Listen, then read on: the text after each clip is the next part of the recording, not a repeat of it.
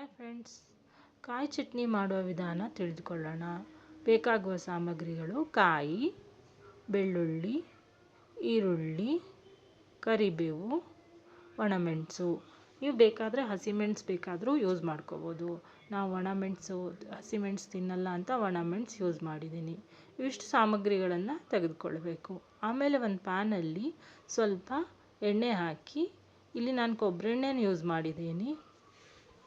ನೀವು ನಿಮ್ಗೆ ಯಾವ್ದು ಬೇಕೋ ಆ ಎಣ್ಣೆ ಹಾಕ್ಕೊಂಡು ಕಟ್ ಮಾಡಿ ಇಟ್ಕೊಂಡಿರೋ ಈರುಳ್ಳಿ ಸ್ವಲ್ಪ ಚೆನ್ನಾಗಿ ಫ್ರೈ ಮಾಡ್ಕೋಬೇಕು.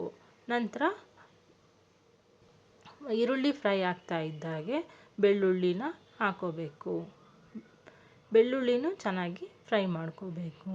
ನಂತರ ಒಣಮೆಣಸು, ಕರಿಬೇವು ಎಲ್ಲವನ್ನು ಹಾಕ್ಕೊಂಡು ಮತ್ತೆ ಚೆನ್ನಾಗಿ ಫ್ರೈ ಮಾಡಿಕೊಂಡು ಒಂದು ಮಿಕ್ಸಿ ಜಾರಿಗೆ ಅದನ್ನ ಹಾಕ್ಕೊಳ್ಬೇಕು.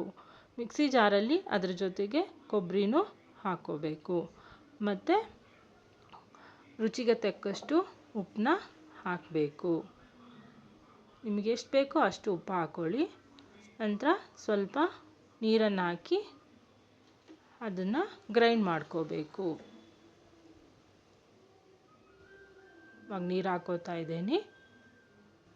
ಆಮೇಲೆ ಗ್ರೈಂಡ್ ಮಾಡಿಕೊಂಡೆ. ನಂತರ ಅದನ್ನು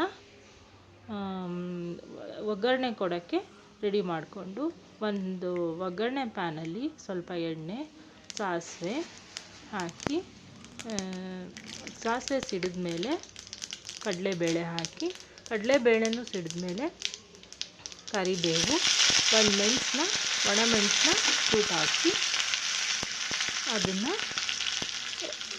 ಮಿಕ್ಸಿ ಮಾಡಿ ಸ್ವಲ್ಪ ಇಂಗು ಹಾಕೋಬೇಕು. ಅದನ್ನು ಮಿಕ್ಸಿ ಮಾಡಿಟ್ಕೊಂಡಿರೋ ಚಟ್ನಿಗೆ ಹಾಕಿ ಕಲಿಸ್ಬಿಟ್ರೆ ರುಚಿಯಾದ ಕಾಯಿ ಚಟ್ನಿ ರೆಡಿ. ನಮ್ಮ ಮನೇಲಿ ಕಾಯಿ ಚಟ್ನಿನ ಹೀಗೆ ಮಾಡ್ತಾರೆ. ನೀವು ಮಾಡಿ ನೋಡಿ, ಟ್ರೈ ಮಾಡಿ ಹೇಗಿದೆ ಅಂತ ನನಗೆ ಹೇಳಿ.